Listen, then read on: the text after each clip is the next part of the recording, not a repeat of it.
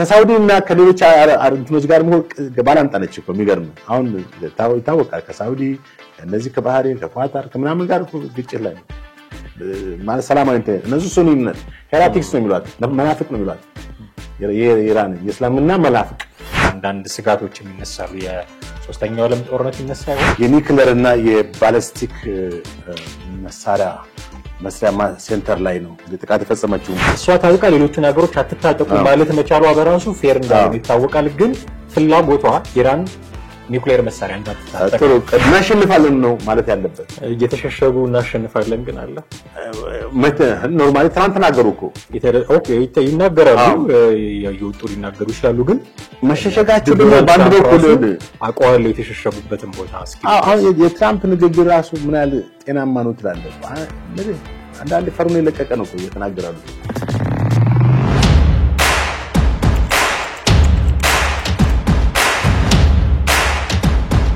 ሰላም ጤና ይስጥልን ውድ ቤተሰቦቻችን እንዴት አላችሁ ዘኢትዮጵያ ቻናላችንን እየተከታተላችሁ ነው ወቅታዊ ፕሮግራማችን ላይ እንገኛለን ጥላሁን አክሊሉና ማደገፋ ከእናንተ ጋር ቆይታ እናደርጋለን ዛሬ ቆይታ የምናደርግበት ርዕሳችን የመካከለኛው ምስራቅ ትኩሳት የእስራኤልና ኢራን ጦርነት ነው በዚህ ጉዳይ ላይ የሚነሱ በርካታ ጉዳዮችን ያነሳሳን ከእናንተ ጋር ቆይታ እናደርጋለን እስከ ፕሮግራማችን ፍጻሜ ድረስ አብራችሁን ትቆዩ ዘንድ የአክብሮት ግብዣችን ነው ከኛ ጋር ነው ጥሌ እንዴት ነህ ሰላም ነኝ እግዚአብሔር ይመስገን አለን እንግዲህ የመካከለኛው ምስራቅ ትኩሳት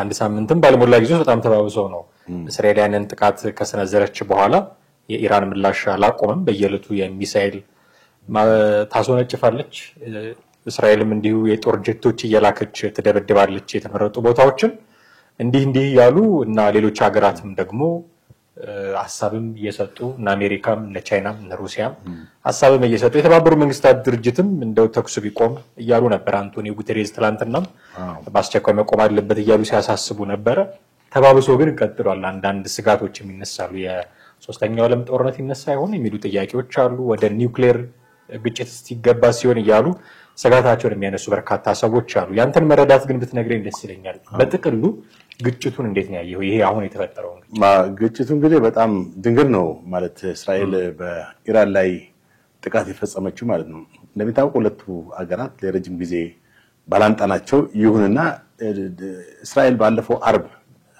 ማለትም ሐሙስ ለአርብ አጥቢያ ነው ጥቃት የፈጸመችው በኢራን የኒውክሌርና የባሊስቲክ መሳሪያ መስሪያ ሴንተር ላይ ነው ጥቃት የፈጸመችው ይህንን ተከትሎ ነው ኢራን የምላሽ ወይ አጸፋ ምላሽ ሰጠችው እስራኤል በኢራን ላይ በወሰደችው እርምጃ የኒውክሌርና የባሊስቲክ ሚሳኤሉን ሴንተር ወይም ማዕከል ብቻ ሳይሆን የታዋቂ የኒውክሌር ሳይንቲስቶችን ጀነራሎችን ኢታማጆር ሹሙን የሪፐብሊክ ማን ነው የጋርዱን የኢራን ሪቮሉሽነሪ ጋርዱን እንዲሁም የጸጥታ ጉዳይ ኃላፊውን መሳሰሉትን ታላቅ ጀነራሎች ያገቱን በጣም ጉምቱ ወታደራዊ አዛዦች ገላለች ኦልሞስት አጠቃላይ ወደ 9 የሚሆኑትን እንግዲህ ኢራን እነዚህን ሰዎች ማጣት ማለት ከባድ ነው እና አሁን የጦር ኃይሎች ኢታማጆር ሹሙ መሐመድ ባግር ሄርሚ ባለው እሱም በዚህ በጥቃት በእስራኤል ጥቃት ተገሏል ሁሴን ሳልሚ የኢራን አብዮታዊ ዘብ አዛዥ ነው የኢራን ሪቮሉሽነሪ ጋርድ የሚባለው ወደ 190 ሺህ የሚጠጉ የኢራን ሪፐብሊካን ጋርዶች አሉ እነዚህን ሁሉ የሚመራ ነው ሌላ ጎላሚን ራሺድ የሚባለው የማዕከላዊ እዝ የማዕከላዊ ዋና መስሪያ ቤት ኃላፊ ነው ናሽናል ሴኩሪቲ ማለት ነው አሚር አልሐጂድ ባህዲ የሚባለው ደግሞ የአብዮታዊ ዘቡ የኤሮስፔስ ኃይል አዛዥና የአገሪቱ የሚሳኤል ፕሮግራም መሪ ነው እንደገና ፍሬዲን አሲድ የሚባለው አባሲ የሚባል የአቶሚክ ኢነርጂ ኃላፊ የነበረ የኒውክሌር ሳይንቲስት ነው እንደገና ደግሞ የአቶሚክ ኢነርጂ እዛው በተመሳሳይ ፕሮፌሰር የሆነ በኢራን ዩኒቨርሲቲ አዛድ ዩኒቨርሲቲ እሱም ተገሏል በተጨማሪም የኒውክሌር ፊዚሲስት እሱም ተገሏል በአጠቃላይ እንግዲህ ወደ 9 የሚሆኑ ታዋቂ ጀነራሎችና ታዋቂ ሳይንቲስቶችና የአገሪቱ ቁልፍ ሰዎች ጀነራሎች ተገለዋል ማለት ነው በዚህም ኢራን ያጣችው ነገር ቀላል አይደለም ይሄ ብቻም ሳይሆን እንግዲህ በጦርነቱ በማን ነው የእስራኤል አርብ ዕለት ባካሄደችው ጥቃት ወደ እስካሁን ድረስ ወደ 224 ሰው ኢራናውያን እነዚህ አሁን የተጠቀስኳቸውን ጨምሮ ማለት ነው ሲቪሊያኖች ናቸው 90% የተባሉ በጣም ያሳዝንህ ነው ወጣቶች ሴቶች ወንዶች ህፃናት ሁሉ ተገድለዋል። በአንድ ቤተሰብ ውስጥ አንድ ቤተሰብ ሙሉ የተገደለበት ሁኔታ አለ። ከ224 ውስጥ ማለት ነው በቴህራን ከተማ በአንድ ቢልዲንግ ላይ ሙሉ ጥቃት ተፈጽሞ ሰዎች ተገድለዋል። ፎቶግራፋቸውንም አልጀዚራ ዛሬ ሲያሳይ ነበር። አንድ ዩኒቨርሲቲ ተማሪም ተገድላለች። አንድ እንግሊዝኛ አስተማሪ ቋንቋ አስተማሪ ተገድላለች። ገጣሚና የቋንቋ አስተማሪ እሷም በዚሁ ተገድላለች። ሌሎችም ንጹሃን ዜጎች በዚህ ጥቃት ተገድለዋል። አጠቃላይ 224 ሰዎች ተገድለዋል። 1200 በላይ እስከ 1500 የሚሆኑ ሰዎች ደግሞ በከባድ ሁኔታ ቆስለዋል ማለት ነው። እና ይሄ ከባድ ነገር ነው በኢራን ላይ የደረሰው። ኢራን ግን ወዲያው ምላሽ ሰጠች። ወደ እስራኤል በተደጋጋሚ እንግዲህ ከአርብ ጀምሮ ሚሳኤል ጥቃት እያካሄደች ነው። በዚህም ወደ እስካሁን ኦልሞስት 24 አንዳንድ ፊገሮች ትንሽ እንትን ይላሉ በተለያየ ሪፖርቶች በተለያየ አካላት ሲወጡ ሪፖርቶች ለምሳሌ በኢራን 224 የሚለውን በአምነስቲ ኢንተርናሽናል በጣም ቁጥሩን ከፍ ያደርገዋል እስከ በጣም ብዙ ከፍ ያደርገዋል እና በእስራኤል የተገደሉት ወደ 24 ናቸው ይላል። ከ500 ያላነሱ ደግሞ ቆስለዋል። አሁን በቀደም ትናንትና መሰለኝ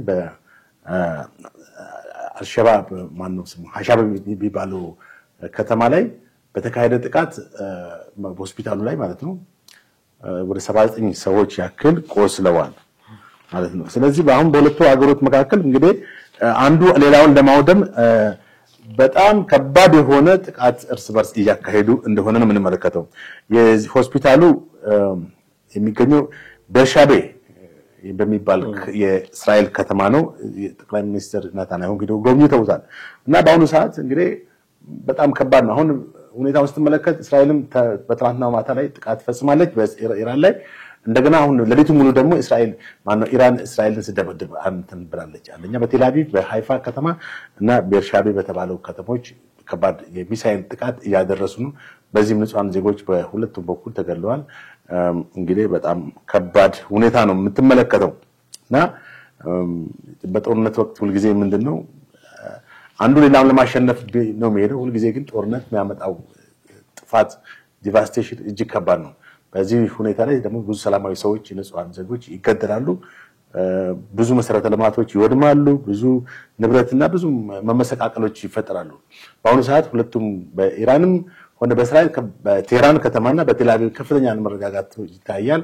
በቴህራን ዜጎች እንዲወጡ ያው መግለጫ ተሰጥቷል በእስራኤል ጦር። የአሜሪካ ፕሬዝዳንትም ይሄንን ለቀው እንዲወጡ ብለዋል። ይሁንና ወዴት ነው የሚወጡት የሚለው ምክንያቱም ከ10 ሚሊዮን በላይ ነው በቴህራን ከተማ ውስጥ የሚኖረው ነዋሪ። ያው ሁሉ ወዴት ነው የሚወጣው የሚለው በጣም አደገኛ ነገር ነው። በቴል አቪቭ ከተማ ብዙ ዜጎች በአንደርግራውንድ ገብተው ተሸሽገዋል የሚሳኤል ጥቃት እንዳይደርስባቸው እና ጦርነቱ እንግዲህ በሁለቱ ሀገሮች የቆየ ቅራኔ ቢኖርም ጦርነቱን የለኮሰችው ባለፈው አርብ እስራኤል ነች። የለኮሰችበት ምክንያት የኢራንን የኒውክሌር ፓወር ወይም ኢራን ኒውክሌርን ለመጠቀም ተዳርሳለች በሚል ነው። እንግዲህ በጦርነቱ ወቅት ዜሮ ሰም ጌም ነው ሁልጊዜ። ዜሮ ሰም ጌም ምንድነው? ማንም አሸናፊም ተሸናፊም አይኖርም፣ ሁሉም ሎስት ነው። ምክንያቱም አሸናፊው ራሱ ብዙ ነገር ሎዝ አድርጎ ነው፣ ብዙ ሰብአዊና ቁሳዊ እንትኖችን አውድሞ ነው፣ በራሱም ላይ ወድሞበት ነው እና ጦርነት በጣም የሚያስከፍለው ዋጋ እጅግ ከባድ ነው። ምናልባት እንግዲህ አሁን ዛሬ ስዊዘርላንድ ላይ የሚካሄድ ስብሰባ አለ። በዚህም የኢራኑ የውጭ ጉዳይ ሚኒስትር ምክትል የውጭ ጉዳይ ሚኒስትር መሰለኝ ከእንግሊዝ፣ ከፈረንሳይ፣ ከጀርመን እና ከዩኬ ማነው ከዩሮፒያን ዩኒየን ተወካይ ጋር ውይይት ያካሂዳሉ በዚህ በተኩስ አቁም ሊካሄድ በሚችልበት ሁኔታ ላይ ማለት ነውና ጦርነቱ በአንድ ሳምንት ውስጥ እንግዲህ የፈጠረው ነገር እንግዲህ መመሰቃቀል ቀላል አይደለም። በጣም በርካታ በኢኮኖሚ ላይ በተለያዩ ነገሮች ላይ እንግዲህ በዛ ላይ ደግሞ ኢራን ትልቁ 40% ሆርሙዝ የተባለው የነዳጅ ማስተላለፊያ እንትን 40% ያለ ነዳጅ የሚተላልፉ በዛ ነው። ይሄ ከተቋረጠ በዓለም ላይ አሁንም እኮ ጨምሯል የነዳጅ ዋጋ። እንግዲህ አሁን ጦርነቱ በፋጣኝ ካልቆመ የነዳጅ ማስተላለፊያ ላይ የሚደርሰው ጥቃት ከተፈጸመ በዓለም የነዳጅ ዋጋ ወደ ላይ የሚያሻቅብበትና በዓለም ኢኮኖሚ ላይ ከባድ መናጋት ሊያስከትል የሚችልበት ሁኔታ ይፈጠራል። እንግዲህ አሁን ከሰሞኑ በዚህ በአንድ ሳምንት ልንለው እንችላለን እስራኤል ጥቃት ከሰነዘረች በኋላ የተከሰተውን ነገር መሰረቱ ምንድነው? ለዚህ አሁን ላለው ጦርነት የቅራኔው መነሻ ምክንያት ምንድነው የሚለውን ማየት የሚገባን ይመስለኛል። በርካታ ነገሮች ይነሳሉ፣ በርግጥ ታሪካዊ ጉዳዮችም ይነሳሉ። ግን እንደ ስፔሲፊካሊ አሁን ለገጠሙት ጦርነት መነሻ ምክንያቱ ምንድነው? በታሪክ እንግዲህ ሁለቱ ሀገራቶች ማለት ነው በመካከለኛው ምስራቅ ሀገራት ማለትም ኢራን ትልቅ ሀገር ነው። 90 ሚሊዮን በላይ ህዝብ ያለው ነው። እስራኤል ወደ 10 ሚሊዮን ህዝብ ያላት ነች። ሁለቱም ከመጽሐፍ ቅዱስ አንጻር ስትመለከቱ ረጅም ታሪካዊ ግንኙነት ያላቸው ናቸው። ኢራን የጥንቱ ሜዶ ፐርሺያን የሚባል ግዛት ነው። እስራኤላውያን በታሪክ መጽሐፍ ቅዱስ ላይ በስፋት የተገለጹ ህዝቦች ናቸው እና በዛን ጊዜ እንግዲህ ያ ኋላ ታሪካቸው ኤንሺየንት ሂስትሪ ኦፍ ኢራን ኤንድ እስራኤል ነው። ግን አሁን እስራኤላውያን በታሪካቸው በብዙ ብሔራት ወይም ሀገራት ተገዝተዋል። ለምሳሌ በኢራን ራሱ ተገዝተዋል እኮ በ500 ምናምን ዓመት ዓለም በባቢሎናውያን ተረግጠዋል፣ ተገዝተዋል። ከዛ በግሪክ በሮማውያን እያለ እና ያ ታሪካዊ ወደ ኋላ መለስ በምታየው ነው እንግዲህ ታሪካዊ ግንኙነት እንዳላቸው። ነገር ግን እንደ ሞደርን ታይም እንደ ሞደርን ወርልድ ሂስትሪ ላይ ስትመለከተው እስራኤላውያን ለ1500 ምናምን ዓመታት ታሪክ አገር አልባ ሆነው ነው የነበሩት። ከዚህ ከሮማውያን ወራቸው በአንደኛው መቶ ክፍለ ዘመን የዛሬ 2000 ዓመት አካባቢ ነው ወራቸው በነበረበት ሰዓት 1.5 ሚሊዮን ጁሾች ናቸው የተገደሉት።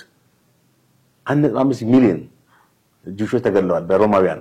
ከዛ በኋላ በቃ አገር አልባ ሆኖ በዓለም ዙሪያ በተለያዩ ሀገሮች እንግሊዝኛም ሀገር ጁሾች እንደነበሩ ይታወቃል። በዚህ በደርግ ጊዜ ነው ወደ ሀገራቸው የተመለሱት። ደርግና በኢህአዴግ መለዋወጫ ታይም እና በመላ አውሮፓ ውስጥ ተሰራጭቶ ይኖር በነበረበት ሰዓት የጥላቻ ሁኔታ ማለት አዶልፍ ሂትለር በተለይ የናዚዝም ፓርቲ እንትን በጀርመን በላይነትን ይዞ ጀርመን በገዛበት ወቅት መላውን አውሮፓ በቁጥጥር ስር በማድረግ ባካሄደው እንቅስቃሴ በተለይ ጸረ አይሁድነትን እንትን ይዞ በማንገብ አንቲሴሚቲዝም ወደ 6 ሚሊዮን አይሁዶችን እንደፈጨፈጨ በታሪክ የምናውቀው ነገር ነው። ትልቁ ጄኖሳይድ የመጀመሪያው በዓለም ላይ እሱ ነው።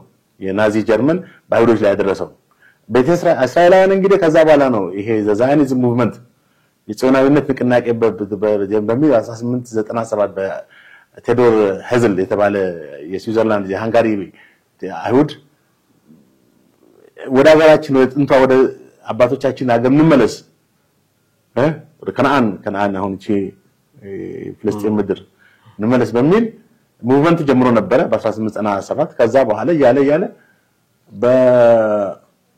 በሁለተኛው ዓለም ጦርነት ያ ሁሉ ልቂት ከደረሰባቸው በኋላ ይሄ እንቅስቃሴ ተስፋፋ። እነ ሞሳድ የተቋቋሙት በዛን ጊዜ ነው። የነ ሽልቤት የመሳሰሉ የእስራኤል ደህንነት ቡድን ምናምን በጣም በቃ በህቡ መንቀሳቀስ ጀመረ።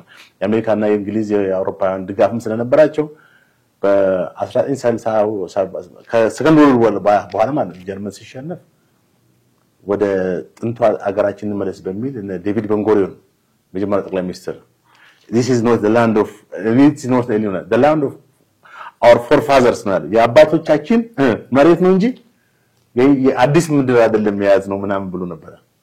ያ ህዝቡ ውስጥ በቃ አሁን የያዙትን ቦታ በታሪክ አጥተውት መልሰው መያዛቸው ነው የሚለው።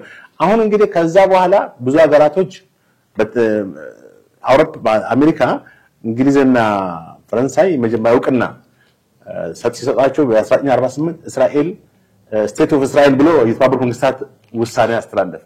እስራኤል የእስራኤል ግዛት የሚል 1948 ይሄን አሁን የያዙትን ቦታ የእስራኤል ግዛት። ከዛ በኋላ አረብ ሀገሮች ሙሉ ተቃውሞ ለምን በኃይል የፍልስጤም ህዝቦች ከዛ ባረው ነው። ለምሳሌ 75000 ሰው ነው መጀመሪያ ጊዜ የገባው ወደ እስራኤል ወደዛ አሁን ወዳሉበት ቦታ 75000 ሰው ኖ 700000 ሰው ይቅርታ እያለ ነው አሁን 10 ሚሊዮን የደረሱት እና በጣም ወደ 600000 የሚሆኑ ፓለስታይናውያን ደግሞ ከዛ በላይ አፈናቅለው ነው ከቦታቸው በኃይል የገቡት። ከዛ እያለ እንግዲህ ብዙ አረብ ሀገሮች ሲቃወሙ ለአረብና እስራኤል ጦርነት መነሻውም ይሄ ነው። የሚገርም ኢራን አሁን ቅድም ለጠየቀ ጥያቄ ኢራን ተደግፋ ነበር ማለት ሰፖርት አድርጋ ነበር የእስራኤልን ሀገርነት አውቅና ሰጣ ነበር። ከዛ በ1954 የአረብ እስራኤል ጦርነት ተነሳ። ቦታው የአረቦች የፓለስቲናውያን የፍልስጤም አረቦች እንጂ የእስራኤል አይደለም በሚል የመጀመሪያ አረብ እስራኤል ጦርነት 1953 ሲነሳ የመጀመሪያ አረብ እስራኤል አሸነፈች በጦርነቱ። ከዛ በኋላ እንግዲህ ግብጽ፣ ዮርዳኖስ፣ ሳውዲ እናም እንደ ኢራቅ ተሰብስበው ነው አንድ ላይ ጦርነት የገጠሙ። ሁለተኛው ዙር 1940 የመጀመሪያው 48 ነው፣ ሁለተኛው 54 ነው። ሶስተኛው በጦርነት 1937 ዓመተ ምህረት በነሞሻዲያን መከላከያ ሚኒስትር ሞሻዲያን የሚባል ታዋቂ የእስራኤል ምናልባት በታሪክ አንድ አይኑን በእንትን የሚያሰር እንደ ፊልም አክተር የሚባለው እና ይሄ የዛኔ ነው እንግዲህ ፕሪምፕቲቭ ስትራይክ የሚባል አለ። ጠላትን ቀድመ መምታት የስድስት ቀን ጦርነት የሚባለው ይሄ ነው። በዚህም ታሪክ አለው እንግዲህ የስድስት ቀን ጦርነት ከግብጽ ጋር እንዴት እንደነበረ ማለት ነው። አሁን በዚህ ስድስት ቀን ጦርነት እስራኤል የጦርነት በላይ ሆነች፣ አሸነፈች። ከዛ በኋላ በጣም ብዙ አረቦች እንግዲህ ዲስአፖይንት የሚሆን ሁኔታ ተፈጠረ። 1973 እንደገና ለአራተኛ ጊዜ ጦርነት አካሂደዋል። የኦም ኬም ምናምን ጦርነት የሚባል ትከኛንቱን ረስቼዋለሁ፣ ብቻ ስም አለው መለያ ስም። በዚህ ጦርነት የሚገርም አሁንም አራተኛ ጊዜ አሸነፈች ጦርነቱን እስራኤል አረቦችን ማለት ነው።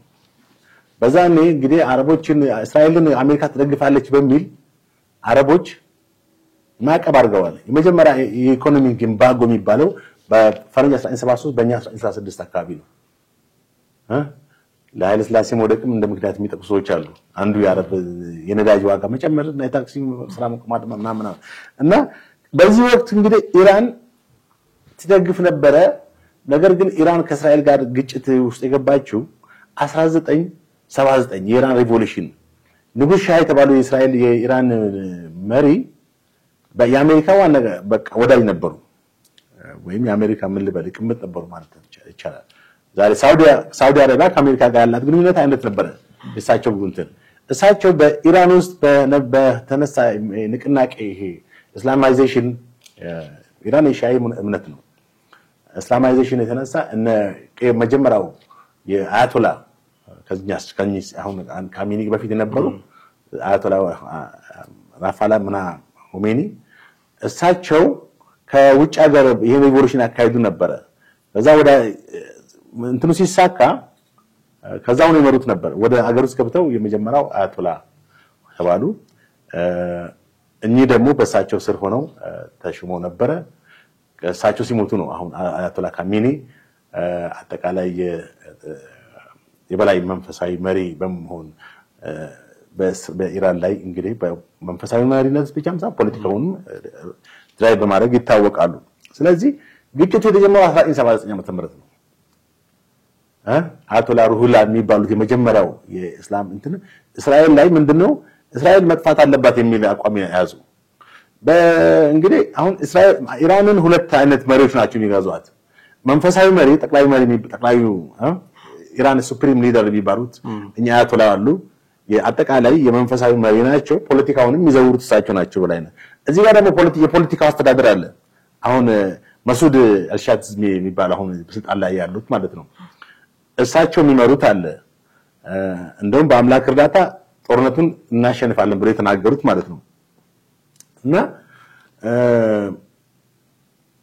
1979 ከእስራኤል ጋር ብቻ ሳይሆን ከአሜሪካ ጋር የመጀመሪያ የአሜሪካን ኤምባሲ በመውረር 62 ሰዎች መታገት ምክንያት በመሆን እንደገና ብዙ ጸረ አሜሪካኒዝም ወይም አንቲ አሜሪካኒዝም ፕሮቴስት በኢራን ተካሄደ።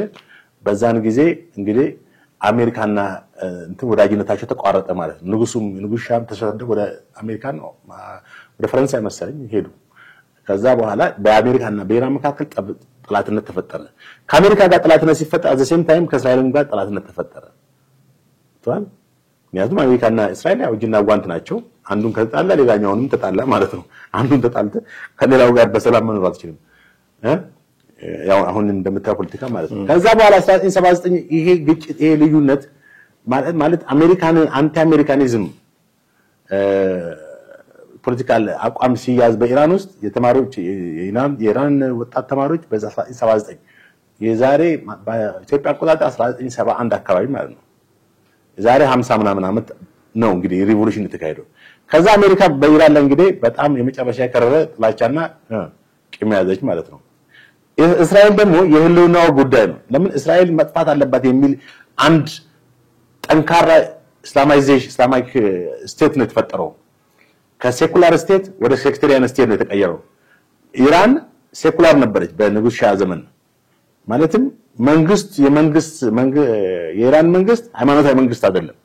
አሁን የኢራን መንግስት ሃይማኖታዊ መንግስት ነው። በሃይማኖታዊ አስተምህሮት ነው ወይም አስተዳደሩ ሃይማኖታዊ ነው ማለት ነው። ለምሳሌ ሳውዲ ሃይማኖታዊ አስተዳደር እንደሆነው ሁሉ በሱኒ እስልምና የደረኑ በሺዓ እስልምና ሃይማኖታዊ አስተዳደር ነው። ከላይ ከሚወጣው በሃይማኖት ነው የሚመራው መንግስቱ እንጂ ፖለቲካው አስተዳደር መዋቅሩ አጠቃላይ ሪሊጂየስ ነው። አሁን ለዚህ ነው መንፈሳዊ መሪ የበላይ የሳቸው አያቶላ ካሜኒ እና የሁለቱ ጠላትነት እየጨመረ መጣ። ለምሳሌ የቀድሞ ከመሪ እና አህመዲነጃድ የመሳሰሉት እስራኤል ከካርታ መሰረዝ ያለበት ብለው እስከመናገር ደረሱ። ከካርታ መሰረዝ ማለት ትጥፋ አቺ ሀገር መጀመሪያ ከካርታ ከመሰረዟ በፊት መጥፋ ዲሞሊሽ መሆን አለባት ነው። እነ መሐመድ ካታሚ በጣም ጸረ እስራኤል አቋም የነበራቸው በጣም ከነ ራፍሳንጃኒ ጀምሮ ወደኋላ አክበር ራፍሳንጃኒ ወደኋላ ስትመለከት ጸረ እስራኤል አቋም እንደነበራቸው ትመለከታለህ። ከዛ በኋላ እንግዲህ እያለ በተለያየ የተተኩ የሚመጡት የኢራን የመሪዎች ሁሉ የጽዮናዊነት ወይም አንቲ ዛዮኒዝም ጸረ ጽዮናዊ አቋም የያዙ ናቸው። አሁን ድረስ እንግዲህ እንደምትመለከተው በእስራኤል ጥቃት ምክንያት ብዙ ኢራን ዜጎች ተገድለዋል። ከሁሉ በላይ ደግሞ አሁን እስራኤል በመሪው ላይ እንትን አውጃለች። እንግዲህ እሱንም አብረን የምናየው ነው። ግን ምንድነው አሁን እስራኤል ግጭታቸው ላልከው የበለጠ ለማጠናከር ሁለቱ በጠላትነት አይጥና ድመት ማለት ናቸው። ለምሳሌ ኢራን ሂዝቦላ የተባለውን የቴሮሪዝም ቡድን ባለፈው እንግዲህ ሂዝቦላውን ናስራላ የተባለውን እንትን አምና ነው ገደለችው በዚህ በሮኬት ሁሉንም ያደነች የሂዝቦላውንም የሐማሱንም ያደነች በጣም በሳተላይት ማን ነው በዚህ በሮኬት በሚሳኤል ሁሉ ደብድባ ገላለች። እነዚህን ኃይሎች ታደራጃለች። አሁን ሂዝቦላንም ሐማስንም የየመን ሁቲዎችንም ሌሎች ናይስ ኢራን ከጀርባው ትደግፋለች የሚል ትልቅ መረጃ አላቸው። በእርግጥም አዎ ሁኔታው ልክ ነው። ኢራን ታስታጥቃቸው ምትደግፋቸው። ለምሳሌ ኢራን ሐማስ ሱኒ ነው፣ የሱኒ እምነት ተከታይ ነው። የየመን ሁቲው ሰም ፓርት የመን ውስጥ ሻይቶችም አሉ፣ ግን ሁቲው የሱኒ ይመስለኛል። ግን ሱኒም ቢሆን የጠላት ወዳጄ ነው በሚለው ፕሪንሲፕል ይመስለኛል ሐማስን ሁሉ አስታጥቃለች። እንግዲህ ገብቷል። እና ከዛ የጠላትነታቸው እንትን በጣም የሰፋ ነው ማለት ነው። ኢራንም ያው አንድ ቀን ታጠፋኛለች የሚል ፍራቻ ስላለ ፕሪምፕቲቭ ስትራይክ ቀደም ያው የሙሻዲያን ቀድሞ መምታት ጠላትን ያለው መሳሪያ እና የወታደራዊ አቅም የኒውክሌር ግንባታውን ሁኔታ መምታት ሁኔታ ነው። እና አሁን ጠቅላይ ሚኒስትር ናታንያሁ የተጠቀሙት የነሙሻዲያንን ፕሪምፕቲቭ ስትራይክ ነው። ከኔታንያሁ ጋር ግን ተያይዞ ይህንን ጥቃት የሰነዘሩበት አንዱ ምክንያት የቮት ኦፍ ኮንፊደንስ ማጣታቸው ነው ምክር ቤታቸው ውስጥ የሚል ጉዳዮች ይነሳሉ። ስልጣናቸው ስጋት ውስጥ ገብቷል። ከሰሞኑ ምክር ቤት ውስጥም የእስራኤል ፓርላማ ውስጥም ቢሆን ቮት ኦፍ ኮንፊደንስ እያጡ ነው ሰውየውና የኢራንን ካርድ መምዘዛቸው በዚህ የስልጣናቸውን እድሜ ለመጨመር ሆን ብለው ያደረጉት ነው እያሉ ደግሞ እንዲሁ ሐሳብ የሚሰጡ ሰዎች አሉ። ከዛ አንፃር ማየት አንችልም። እንግዲህ ሁሉ ጊዜ ፖለቲካ ምንድነው ኮንፍሊክት ኦፍ ኢንተረስት አንዳንዴ አቅጣጫ የምታስቀይስበትም ይሆናል። ግን አቅጣጫ ስታስቀይስ ይሄ ጦርነትን ውስጥ ገብተ መሆኑ በጣም አደገኛ ነው። ጦርነት ውስጥ ገብተ ሪስክ ወስደው ኢራን ስትመታ ዝም እንደማትል የእስራኤል መሪዎች ማወቅ ያለባቸው ያውቃሉ አይደል? ኢራን ቀላል ሀገር አይደለችም። ኒውክሌር ታጠቀች ነች። ሪፐብሊካን የኢራን ሪቮሉሽን ጋርዱ ብቻ 990 ሺህ ወታደር አለው ከሌላው ውጪ። ስለዚህ በሰው ኃይልም በወታደራዊም በኒውክሌር እንትንም የታጠቀች ነች። ኢቭን የኒውክሌር እንትኑ ራሱ አንደርግራውንድ አስገብታው በጣም በሚገርም ሁኔታ ማለት ነው ይሄን የኒውክሌር እንትማን ዘልቆ መምታት የሚችል ፓወር የለም በዓለም ላይ። አሜሪካ ውስጥ አንድ ቦምብ አለ። ቦምቡ ካብቼ ታጠቀችው አንድ ቦምብ እንዳለ ይነገራል። ትክክል። ይሄ ቦምብ 13000 ኪሎ ግራም ሲጂ ምናምን የሚባል 57 ዝባር ቢ ነው። ቦምቡ ስም ራሱ ረጅም ነው። ስሙ ራሱ ዝም ብለህ ብጠራው አይደለም። እና 13000 ኪሎ ግራም የሚመዝን ቦምብ አንድ ኤሌክትሪክ ማክል ነው ያክል ማለት እኮ ነው ቦምቡ ራሱ። እሱ የሚሸከመው አውሮፕላን ደግሞ ቢ52 የተባለ ነው። አሁን ይሄን ቦምብ እንግዲህ አሜሪካን መፍቀድ አለባት። ያው አሁን እንግዲህ ሁለቱ ሀገራቶች ያላቸው ወዳጅነት በጣም የከረረ ነው ማለት በጣም የጠበቀ ነው። አሜሪካ እስራኤል እንድትነካ አትፈልግም። ሚሳኤሎቹን እያከሸፈች ያለችው በአብዛኛው አሜሪካ ነች። እስካሁን ድረስ ወደ 500 በላይ ሚሳኤሎች ተለቀዋል ከኢራን ግን ታርጌትድ ሆኖ አሁን እስራኤል ታርጌት አድርጋ ነው የመታችው። አየህ የኒውክሌር እንትኑን ማብለያውን መታች፣ የባላስቲክ ሚሳኤል እንትኑን መታች። አሁን ኢራን 60% ኢራን የዩራኒየም እንትን አብልጽጋለች ነው የሚትለው። ሙሉ ለመጠቀም 90% ነው የሚያስፈልገው። 30% ነው የቀራት። ከግማሽ በላይ አብልጽጋለች። 30% ከጨረሰች በጣም አደገኛ ደረጃ ትደርሳለች። እስራኤልን ለማጥፋት የሚችል ፓወር ታገኛለች። ከዛ በፊት ነው የመታ ነው የሚል ነው እንግዲህ እንደውም ለዓለም ውለታ ይዋልን ነው አይነት ነው ኮሳቸው የተናገሩት ያሉት። ለዓለም አጨብጭቡልን አይነት ነገር ነው። እንደውም ፍቃድ ሲጠይቁ ነበር አያቶላውን ንግደል የሚል ፍቃድ ሲጠይቁም ነበር ለትራምፕ ሁሉ። እኔ የሚገርመኝ አያቶላውን ልግደል አልግደል ብለው ትራምፕን ነው የሚያስፈቅዱት እና በአንድ ሰው ህይወት ላይ አንድ መሪ አንድ የአሜሪካ የምትባል ሀገር መሪ እከሌ ይገደል አይገደል የሚል ጉዳይ ላይ ውሳኔ ሰጪ መሆኑ ደረጃ ያው የሀገሮቹን የደረሱበትን ደረጃ የሚያሳይ ነው። ግን ፍላጎት አላት ወጣም ወረደ አያቶላውን የመግደል እስራኤል ይሳካለታል ታደርጓለች። አሁን በጣም ያነሳው ነጥብ በጣም ቬሪ ኢምፖርታንት ነው። ይሄ በጣም ምን የአንድን ሀገር መሪ እንግደል አይ ቋት ግደሉ ብሎ ደግሞ ያኛው ስብሰባ መቀመጥ ሀገር ህዝብ አለው መሪ ነው። በመጀመሪያ ተራም ሰው ቢሆን እኮ እንኳን መሪ ሆኖ እንግደለው ተብሎ መደራደር ራሱ የእስራኤል ጠቅላይ ሚኒስትር ማን ነው መከላከያ ሚኒስትር እስራኤል ስማቸው እስራኤል ነው ስማቸው እስራኤል ካትዝ መኖር የሌለበት ሰው ነው ብሎ አሉ አያቶላ ካሚኒን። እንግዲህ እሳቸው የኖሩ እሳቸው መኖር የለባቸው እንደ ፈጣሪ ነው አንተም መኖር ያለብህ የለብህም ብሎ መወሰን የሚችለው አይደል እንዴ? እሳቸው ፈጣሪ ሆኑ እኮ የእስራኤል መከላከያ ሚኒስትር። በጣም የሚገርምህ አንዳንድ ጊዜ ስልጣኔ ራሱ ምንድነው አፍተሮል እንትኑ እንደዚህ ከሆነ ስልጣኔ ቢቀርስ ትላለህ። የሰው ልጆች ሲቪላይዜሽን መጨረሻ ላይ መጠፋፋት ከሆነ አንዱ ሌላ ማጥፋት ከሆነ የስልጣኔ ትርጉሙ ምንም ጥቅም የለውም ትላለህ። የሁሉ ቴክኖሎጂ ይሄን ሁሉ ሰው ሰራሽ የጦር ጀቶች እንትን ተሸካሚ ጀቶች መርከቦች ሁሉ ምንም ቫልዩለስ ናቸው ትላለህ። ትልቁ ነገር የሰው ልጅ ነው ክብር አይደል እንዴ? ያው ምን በእድሜ ትልቅ የሆኑ ሰውዬ የሃይማኖት አባት በ85 ዓመታቸው የሆኑ ሰውዬ እንግደል እንደተራሰው አንተ ያሉ ያዋርዱ እንገለዋለን ምናምን። አሜሪካ ደግሞ ቆየ ይላል ትራምፕ። በጣም ያሳፍራል እኮ ዓለም ምን ያህል ፌል እንዳደረገች ዓለማችን እውነተኛ መሪ እንደሌላት በጣም የሚያሳዝን ጊዜ ላይ ያለነው። መሪ የላትም ኮምፕሊትሊ እገሌ የምትለው ሀገርም ያደለም። አሁን እኚህን ሰው በመሰረቱ ልግድ እንገላለን ብሎ መግለጫ ማውጣት ምን ያክል ከሞራልም ከአንድ ሀገር መሪ የማይጠበቅ የሞራሊቲ ብሬክዳውን ነው። ጠቅላይ ሚኒስትሩ ነተናሁ ሞራሊቲ ብሬክዳውን አድርገዋል ማለት ነው። ግን ይሳካላቸዋል ቢፈልጉ። እሳቸው መለሱትን ምላሽ አይታላል እጅ ስጡ ሲባሉ በጣም ጠንካራ መልስ ነው። እንደውም ተቃራኒ መልስ ነው የሰጡት እኮ ምን ነበር ያሉት? እስራኤል ከዚህ በኋላ ይከብድባቸዋል ነው ለሁለቱም ለአሜሪካም ሆነ ለእስራኤል ከአሜሪካ ምትገባ ከሆነ በጣም ይከብድባታል ጦርነቱ። የኢራን ውጭ ጉዳይ ሚኒስትር ደግሞ ምክትል ውጭ ጉዳይ ሚኒስትር አካባቢውን ወደ ሲኦል ይቀይራል አሜሪካ ጣልቃ ምትገባ ከሆነ በማለት ተናግሯል።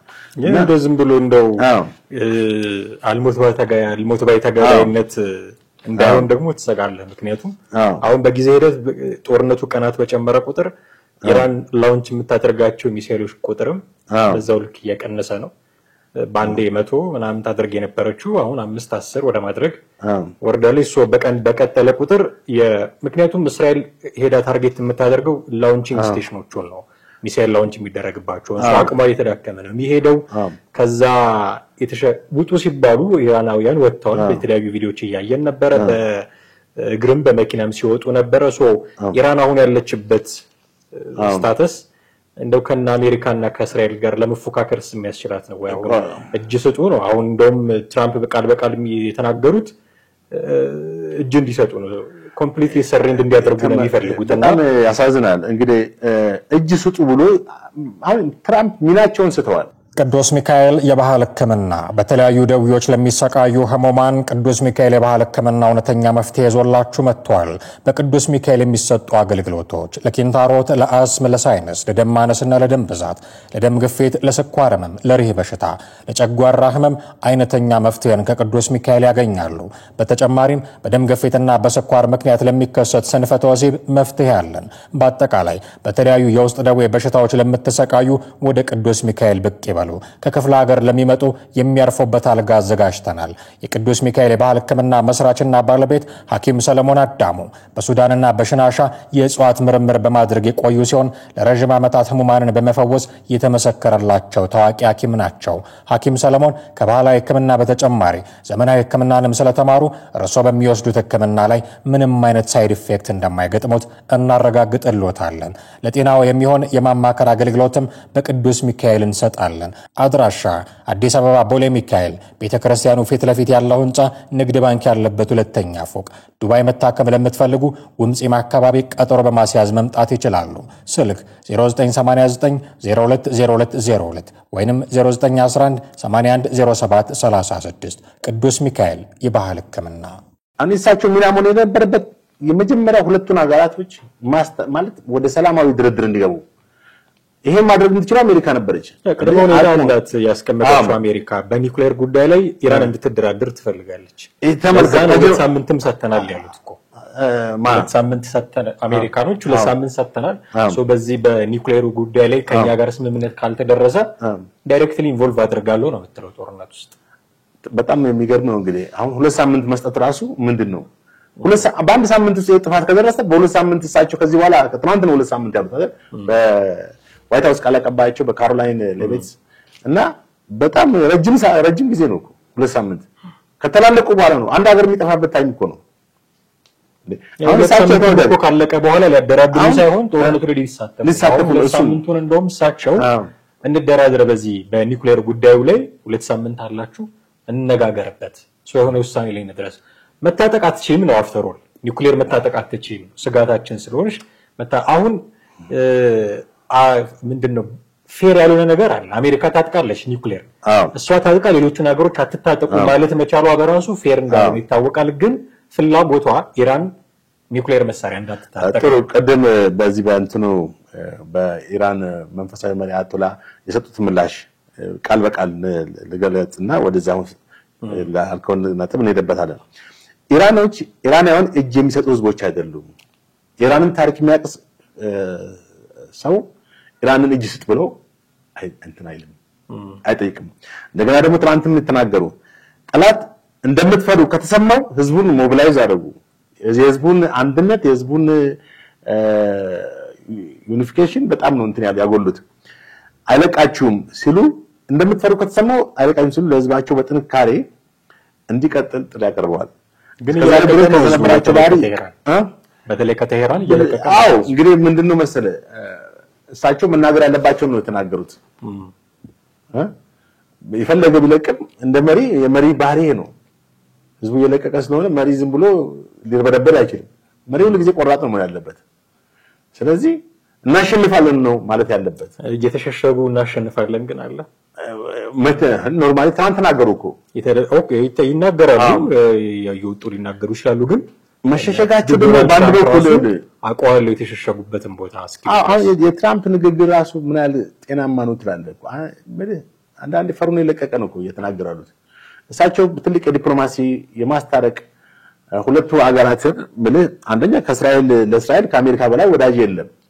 ወዳጅነት ብቻም ሳይሆን የጦርነቱ ዋና አጋሯም ነች። የሁሉ ሚዘንቦ ሚሳኤል በአሜሪካን ነው እየከሸፈ ያለው ሰማዩን ተቆጣጥረናል አሉ አይደለ? አሁን እኮ የትራምፕ ንግግር የእስራኤል የጦር ኃይሎች የሚናገሩን የጦር ኃይል አዛዡ መከላከያ ሚኒስትሩ እኮ የሚናገሩን ንግግር ነው እየተናገሩ ያሉት። ስፖንሰር ያደረጓቸው ነው ወይስ እንዴት ነው ጉዳዩ? የጦርነቱ ስፖንሰር አሜሪካ አንተ ስፖንሰር ማለት ትችላለህ። ትናንትና በትልልቅ የአንቶኖቭ አውሮፕላኖች በርካታ የጦር መሳሪያዎችን ልካለች። በጣም ይገርማል እኮ አሁን በአካባቢ ላይ ወደ 40 ሺህ የሚሆኑ የአሜሪካን ወታደሮች አሉ።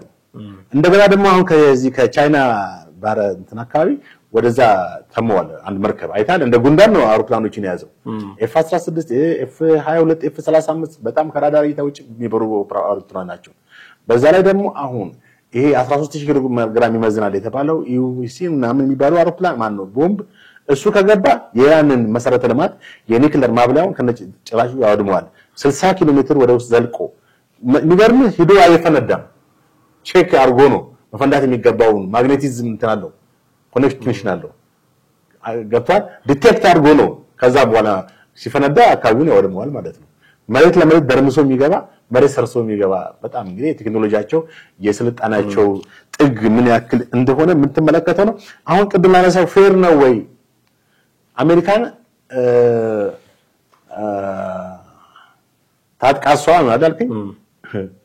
በመሰረቱ አሁን ኢራን እንግዲህ የኒውክሌር ኒውክሌር ለጦር መሳሪያ ወለ ወታደራዊ አገልግሎት ብቻም ሳይሆን ለኃይል ማመንጫነትም ያገለግላል። እሱን ሽፋን ነው። ኢትዮጵያም አሁን ኒውክሌር ቢኖራት በጣም ጥሩ ነው፣ ምንም ችግር የለውም። የኒውክሌር በደርግ ጊዜም ለኃይል ምንጭነትም ታውቃለህ፣ ቦምብም ልታደርገው ትችላለህ። በደርግ ጊዜ መንግስቱ ኃይለማርያም እነ አሜሪካና ኢራቅ የዛኔ የኢራን ቦታ ኢራቅ ነበር አያለ የመካከለኛው ምስራቅ ማለት ነው። እና አሜሪካና ኢራቅ የሚመኩበትን የኒውክሌር ቴክኖሎጂ በእጃችን አስገብተናል እዚህ በጋፋት ኢንጂነሪንግ ምናምን ብሎ ደስክሮ ነበር። ገና ሳይከተቦካ አይነት ነገር ነው። እንዴ ኒውክሌር መስራት ቴክስ ታይም ቴክስ ይር ቷን ማብላያው ምናምን ፕሮሰስ እንደ አንድ እንደ ተራ መሳሪያ እንደ ኮንቬንሽናል ዌፐን አይደለም። ትልቅ ፕሮጀክት እንደመስራት ነው። እንደ ህዳሴው ግድብ ማለት ነው። ጊዜ የሚፈልግ ነው። እና የሚገርም ነገር ፌር ነው ወይ አሁን ፕሪሚቲቭ ስትራይክ ቀድሞ ጠላትን መምታት ነው። ኢራን እሺ ጸባጫሪ ነች፣ ሐማስን አስታጥቃለች፣ ሂዝቦላንም ታደራጃለች፣ የመኖቲዎችንም ሌሎች አይስም ብሎ እንኳን በአሁኑ ወቅት ያለም ፖለቲካ የተቀያየረ ነው እየሄደ ያለው። ኢራን አርፋ በተቀመጠችበት ሁኔታ ነው የተመታችው። የእስራኤል ጠላት ብትሆንም ጠላት ነው ብለ የሆነ ሰውዬ ትመታዋለህ እንዴ?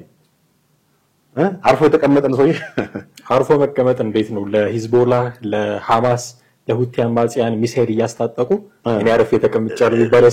ይኸውልህ ተመልከት እንግዲህ አሁን አይደለም ቆይቷል። ሂዝቦላ ተቋቋመች ስንት ነው? 40 ዓመት 50 ዓመት አልፎታል። የፈለገ እድሜ እሺ እዚህ ጋር ሌላ ደግሞ ምንድነው ትልቅ ነጥብ አሁን ላልከው ማለት በአሜሪካና በእስራኤል በአሜሪካና በኢራን መካከል የኒውክሌር እንትን ድርድር ተጀምሯል። ይሄ በተጀመረበት ሁኔታ ነው ተቋርጦ የኢራን የተመታችው ገብቷል። በዚህ ሁኔታ ላይ አትሊ ድርድሩ ምን አይነት መልክ አለው ተብሎ ድርድሩ ሲከሽፍ ኢራን አቋሟ እንደዚህ ነው፣ ስለዚህ ቀጥል ነው በቃ። ከዛ በኋላ ደግሞ ከቀጣይ ደግሞ 90% የኒውክሌር እንትኗን ኮምፕሊትሊ ስታብሊሽ አድርጋ እኔ ላይ ጥቃት ታደርጋለች ከዛ በፊት ልምታት ብሎ ማለት ያስኬድ ይችላል። ሎጂካል ነው፣ ምክንያታዊ ነው። እኮ ምክንያታዊ አይደለም እኮ ድርድሩ ከአሜሪካ ጋር ተጀምሮ እንዴት ነው ገባ እንደራደር ተብለ ጀምረ ያን እንደራደር ያለ ሰውዬ መጥቶ ከዛ ባንተ ላይ ቦምብ እኔ አሁን እስራኤል ምክንያት አላት ለማጥቃት እያልኩኝ አይደለም። ኢራንም ግን አርፋ የምትቀመጥ ሀገር አይደለችም። ለራሳቸው ጥፋት ኢራን ቅድም እንዳልኩ ነው እኮ ጸብጫሪ ነች ማለት የመካከለኛው ምስራቅ ፖለቲካ በጣም ኮምፕሊኬትድ ፖለቲካ ነው። ይሄ መስጥሎ ያን ስትሪ ነው። መጀመሪያ ጦርነቱ ምን አይነት ጦርነት ነው? የፓወር ነው፣ የፓወር ጉዳይ ነው። የመካከለኛው ምስራቅን የበላይነት በመካከለኛው ምስራቅ ሀያሌ መሆን ነው እና ኢራን አንደኛ የሺዓይት እምነት ተከታይ ነች። ከሳውዲ እና ከሌሎች እንትኖች ጋር ባላንጣ ነች እኮ የሚገርም አሁን ይታወቃል። ከሳውዲ ከነዚህ ከባህሬን ከኳታር ከምናምን ጋር ግጭት ላይ ነች ማለት ሰላማዊ እንትን እነሱ ሱኒነት ሄራቲክስ ነው የሚሏት መናፍቅ ነው የሚሏት የኢራን የእስላምና መናፍቅ ለምን የሱኒነት አስተምሮ በነብዩ መሐመድ በሚመራው እንትን አይደለም እነሱ የሚከተሉት እነዛ እስማኤል እንትኖች ኢራኖች እስማኤል ሻህ የተባለ በ19ኛው ክፍለ ዘመን ኢንትሮዲዩስ ያደረገው እሱን እንግዲህ ነው የእስላማይዜሽን ማለት በኢራን ውስጥ ማለት ነው አንዳንድ ታሪኮችን ሳይሆን ማለት ነው እና የሚገርም ነገር እዚህ ጋር የኢራን ሁኔታ በሚድል ኢስት ላይ የበላይ መሆን እንትን አላት ይሄን ደግሞ የበላይነቷን ደግሞ ታክል የሚያደርገው ማን እስራኤል ነው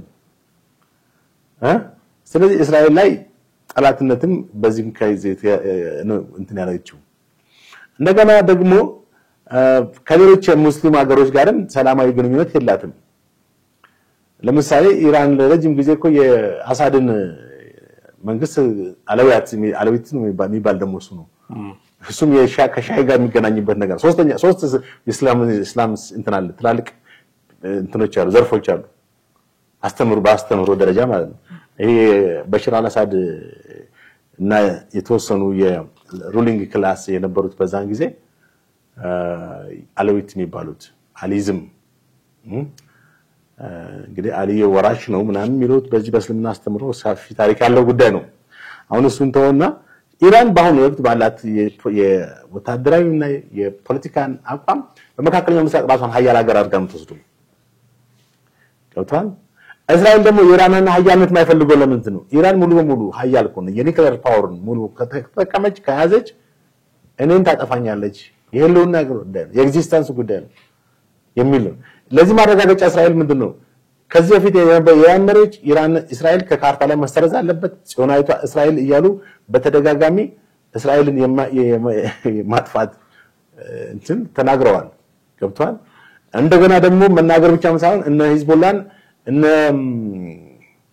ሐማስን እነ አይስን እነ የመኑ ሁቲውን የሚያደራጁ የሚያስታጥቁ በመሳሪያም በተለያዩ ወታደራዊ ስልጣንም የሚሰጡ ናቸው የሚል ነው የኢራን ሪፐብሊካን ጋርድም ዋንኛ ሲቋቋም ጸረ ምዕራባዊ አቋም ይዞ ነው የተቋቋመው ኢራን እስላማይዜሽንን እስላማይዜሽን መንግስት ተፈጠረም አንቲ ዌስተርን ነው አንቲ ሴሜቲዝም ሆና ነው እንትን ያለችው not only anti-Semitism and anti-Western, anti-Saudi-Arabian ሱኒንን በመቃወም ሱኒ አብዛኛው የዓለም ህዝብ እኛና ሀገር ጨምሮ የሱኒ እምነት ተከታይ ነው የሱኒ እስልምና እና አሁን ፌር ነው ላልከው እንግዲህ አሁን ያልኩት እንዳለ ሆኖ እስራኤል በሰሞኑ ያለው ሁኔታ ግን የእስራኤል ሁኔታ ጨብጫሪነት ነው ኢራን ይሁሉ ጥፋት ይሁሉ ጸረ እስራኤልና ጸረ ምዕራባዊ አቋም ያላት ሀገር ብትሆንም ገባ እስራኤል የወሰደችው እርምጃ ምን ያክል ፌር ነው አትሊስት ድርድሩ እስካልክ መጠበቅ ነበር ድርድሩ እስካልክ መጠበቅ አሁን ከአሜሪካ ጋር ድርድር እየተካሄደ ነው አይደል አሁን እኮ እስራኤል አሜሪካ ባትረዳት ማለት ነው እስራኤል ብቻውን ይሄን ሁሉ ሚሳይል መቋቋም ላትችል ትችላለች እና አንዳንዴ በትራምፕና በናታንያሁ ማለት የሆነ ኮንስፓይሬሲ አለ ይመስለኛል ታስቡ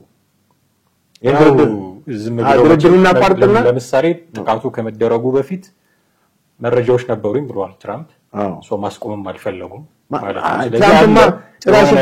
ማለት ነው ሶ አሁን ጉዳያችን ግን እንዳይሰፋብን ጥሌ የሌሎች ሀገሮችን አቋም አይተን ለመቋጨት እንሞክር እነ ሩሲያ እነ ቻይና እነ ቱርክ ደግሞ የየራሳቸውን አቋሞች ሲወስዱና ያለን በአብዛኛው እሱም አንቲ አሜሪካ የሆነ አቋም እንደሚያራምዱ ይታወቃል ሶ አሁን ሩሲያ ራሷ ካለችበት የራሷ ጦርነት ከዩክሬን ጋር ካላት ጦርነት በተጨማሪ ይሄኛውን የምታይበት አይን የራሷ አይን ይኖራታል ቻይናም ቢግ ፓወር ሆኖ ዓለም ላይ የመምጣት የአሜሪካን ቦታ የሚያዝ ትልቅ ፍላጎት እንዳላት ሀገር የምትወስደው አቋም ደግሞ ብሪክስ ለሚባል ደግሞ ግሩፕ ውስጥም ስለሚገናኙ በዚህ ተመሳሳይ አቋም ሊይዙ ይችላሉ ቱርክም የምትናቅ አይደለችም በዚህ ጦርነት ላይ እሷም ቢኖራት የሚችለው ነገር የሚናቅ አይደለምና የነዚህ ሶስቱ ሀገራት ሁኔታ ስለምንድነው እንግዲህ ሩሲያ ቻይና እና ቱርክ ሶስቱም ከኢራን ጋር ወዳጅ ናቸው ከኢራን ጋር ወዳጅ የሆነ ሀገር የግድ ከእስራኤል ጋር ምንድነው ጠላት መሆኑ አይቀርም የትኛው መስፈርት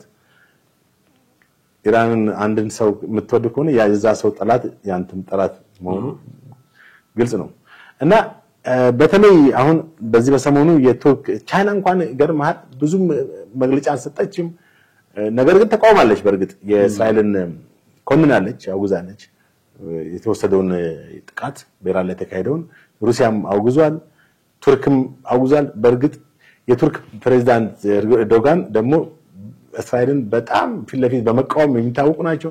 እንደውም የዓለም አቀፍ ሕግ የማይገዛት ሀገር ብለው ሁሉ እስከምትም እንደማለት እስከመለፍ ደርሰዋል። ናታንያሁንም ጄኖስ ማለት ሂትለርን ታሪክ እየደገሙ ነው፣ ያው ሂትለርን ሆነዋል አይነት ነው ብለው እንትናሉ። ኢራን ራሷን የመከላከል መብት አላት ብለዋል። ኦፍ ኮርስ አንድ ሀገር ሲጠቃ የመከላከል መብት አለው። ሲከላከል ደግሞ ያለውን ኃይል ሚሳኤል መተኮስ ተገቢ ነው እያሉ ነው ኤርዶጋን። ሩሲያ በጣም እንግዲህ ጠንካራ ሀገር ነች። የሩሲያ የኢራን በጣም ወዳጅ ነች። የሚገርምህ ሁለቱ እንደውም ከአያቶላ አሊ ካሚኒና የሩሲያ ፕሬዝዳንት ፑቲን በቅርቡ በዚህ ከዩክሬን ጋር በተያያዘ ብዙ ጊዜ ይደጋገፋሉ፣ ይታወቀ ነው። እንደውም እዚህ ጋር አልገባችሁ ሌላ ሰሜን ኮሪያ ነች። እስካሁን ድረስ እሷም ርቃ ነው የተቀመጠችው፣ ምንም አልሰጠችም። አየህ ኢራን ብዙ ወዳጆች አላት። እና የክሬምሊን ቃል አቀባይ የአሜሪካን ጣልቃ ገብነትን ተቃውመዋል። በጣም ሁኔታን አባብሰዋል እና አሜሪካን አስጠንቅቀዋል። ገባ አሁን ቻይና በአሜሪካ ላይ ምንም ውስጣል አልሰጠችም። ክሬምሊን ግን ወይንም ሩሲያ ግን አሜሪካን ጣልቃ እንዳትገባ አስጠንቅቃለች። ይሄም በአሜሪካና በሩሲያ መካከል በትራምፕ ተሻሽሎ የነበረው ግንኙነት እንደገና ወደ መበላሸት የደረሰበት ሁኔታ ነው የምትመለከተው። እንደገና ትናንትና ፕሬዝዳንት ፑቲን አያቶላ መግደል በጭራሽ በዚህ ጉዳይ ልነጋገርም አልፈልግም እንዳይገደሉ ነው ባጭሩ። እና እሳቸውን መግደል ፌር አይደለም ወይንም ለውጥ አያመጣም። የትኛው ሀገር ተገሎ ነው በዛ ሀገር ላይ ሰላም የመጣው? አሁን ናታንያሁ ምንድነው ያለው? እሳቸውን በመግደል ጦርነቱን መቋጨት ይቻላል አለ። እንዴት ነው እሳቸውን በመግደል ጦርነቱን መቋጨት ይቻላል? በአብዛኛው መሪ ሲሞት ብዙ ነገሮች ኤኒዌይስ ምን መሰለህ ሳዳም ሁሴን ሲሞት እንዴት እንደሆነ ከዛ በኋላ ኦኬ በኢራቅ ውስጥ ዛሬም ድረስ ያልተፈታ ችግር እኮ አለ። ኦፍ ኮርስ ያልተፈታ ችግር አለ፣ ግን ጦርነቱን ያው አሸናፊ ነን ብለው ነው የደመደሙት። አዎ እንግዲህ እኔ እኚህን ያክል ሰው ግዙፍ ሰው መንፈሳዊ መሪ ሳዳም ሁሴን አንድ መሪም ቢሆን ምንም ተራ እንትን ነው ማለት እኚህ መንፈሳዊ መሪ ናቸው ለእስልምና ተከታዮች፣ በተለይ ለሺዓ እምነት ተከታዮች። እኔ እኮ ይገደሉ እያልኩኝ አይ ኖ አንድ ምን ናታንያሁ አሁን እንደቀላል እኚህ ሰው ገድሎ በኢራን ውስጥ ከዚህ በኋላ ሰላማዊ ግንኙነት ይኖራል ከኢራንና? እሱማ ሳይገድሏቸውም ሰላማዊ ግንኙነት የላቸውም እኮ ሳይሆን መግደል መፍትሄ ይሆናል። አሁን መፍትሄ ሊሆን የሚችለው ድርድርና ድርድር ብቻ ነው። ኦፍ ኮርስ እሱ ነው መፍትሄ። አሁን ምናልባት ዛሬ ስዊዘርላንድ ላይ የተካሄደ ነው። ዛሬ ከሰዓት በኋላ አካባቢ የኢራን የውጭ ጉዳይ ሚኒስትሩ ከዚህ ከዩኬ ከፈረንሳይና ከጀርመን እንዲሁም ከአውሮፓ ተወካይ ጋር ድርድር ያካሂዳሉ። በዚህም ወደ ሰላማዊ እንትን ለመግባት ኦፖርቹኒቲ አለ። እንደገና ደግሞ የኢራን ፕሬዝዳንት ሰላማዊ እንትን ነው እየተናገሩ ያሉት። ኦፖርቹኒቲዎች አሉ ሰላማዊ ወደ ሰላም የመምጣት እንትን እና እስራኤል ግን እስካሁን ስለ ሰላማዊ ድርድር ምንም የተናገረችው ነገር የለም። ደግሞ በተቃራኒው ዛሬና ትናንትና እኮ ሚሳኤሎቹ እየወረዱ ነው በቴል አቪቭ እና በዚህ በሻሌ የሚባለው ቦታ ላይ ከባድ ጥቃት የተፈጸመ ነው እና ሰላማዊ ዜጎችም የእስራኤል ውስጥ በጣም ብዙ ጉዳት የተደረሰባቸው ነው። አንደርግራውንድ እስከ መደበቅ ደርሰዋል። ከዚህ ጋር ምናልባት እንግዲህ ብዙ ሰው አሁን ይሄን ጦርነት እንደ እንትን እየተመለከተ ነው። ከርቀት ስናየው እንግዲህ አንዳንዴ እንትና ያሸንፋል ብሎ የሚወራሩ ሰዎችም አሉ። ኳስ ጨዋታ ያደረጉት አለ። መሳዘኑ እኔ አሁን አልጀዚራ ላይ አንድ ዩኒቨርሲቲ ተማሪ አንድ መሳዘናል አንድ መምህርት ወጣት መምህር በጣም ሕፃን ልጅ እንግዲህ በእስራኤል ይሄ በጣም ትልቅ ጄኖሳይድ ነው እና እዚህ ሀገር ሆነው ኢራን ያሸንፋል ወይም ድጋፍ አሁን ክርስቲያኑ ከሆኑ እስራኤል እንድታሸንፍላቸው ሙስሊሞች ደግሞ ኢራን እንድታሸንፋል። ይሄ በጣም የተሳሳተ ነው 100%። አንደኛ ሁለቱም ሀገሮች ለኛ እንደ ውጭ ሀገሮች ናቸው። በእስያ ውስጥ ያሉ ሀገሮች የሰው ዜጎች ናቸው። በእምነት በእርግጥ ከሙስሊሞች ጋር እንግዲህ መሳሰሉ በአብዛኛው ግን ከእስራኤል ጋር እስራኤል አይሁድ ነች ክርስቲያኖችም አሉ፣ እስላሞችም አሉ እስራኤል ውስጥ። በአብዛኛው ይሁዲዎች ናቸው። የፕሮቴስታንቶች አሉ፣ ካቶሊኮች አሉ፣ ሙስሊሞች አሉ እስራኤል ውስጥ። አብዛኛው ግን ወደ 90% እንትኖች ናቸው ወይም ወደ 80% ከጂውሾች ናቸው። ከጂውሾች ጋር እኛ ምንም ህብረት የለንም። አንደኛ እንደው በሃይማኖት ምን ደግፋቸው ቢሆንም የግድ እንዲገድሉ መደገፍ ደግሞ ሌላ ጉዳይ አለ። ግደል የሚል ሃይማኖት የለም። ሰይፍ የሚያነሱም በሰይፍ ይጠፋሉ ይላል መጽሐፍ ቅዱስ። እና ሚሻለው በሁለቱም በኩል ወደ ሰላማዊ ድርድር ማድረጉ ነው። በየጊዜው ሚሳኤል በተለቀቀ ቦምብ በተለቀቀ ቁጥር የሚሞተው ሰው ነው። ከተለያዩ አካላት የሚቀርብላቸውን የተደራደሩ ጥያቄ ተቀበለው ሰላም ቢያወርዱ ነው የሚመረጠው። በጣም ነው አመሰግነው ጥሌ። ውድ ቤተሰቦቻችን እናንተም ከኛ ጋር ነበራችሁ ቆይታ እጅግ አድርገን እናመሰግናለን። በሚቀጥለው ጊዜ በሌላ ርዕሰ ጉዳይ እንዲሁ ደግሞ እንጠብቃችኋለን። ለዛሬው እጅግ አድርገን እያመሰገንን እዚህ ላይ እንሰናበታችኋለን። ጤና ይስጥልኝ። ቅዱስ ሚካኤል የባህል ሕክምና በተለያዩ ደውዮች ለሚሰቃዩ ህሙማን ቅዱስ ሚካኤል የባህል ሕክምና እውነተኛ መፍትሄ ይዞላችሁ መጥቷል። በቅዱስ ሚካኤል የሚሰጡ አገልግሎቶች ለኪንታሮት፣ ለአስም፣ ለሳይነስ፣ ለደም ማነስና ለደም ብዛት፣ ለደም ግፊት፣ ለስኳር ህመም፣ ለሪህ በሽታ፣ ለጨጓራ ህመም አይነተኛ መፍትሄን ከቅዱስ ሚካኤል ያገኛሉ።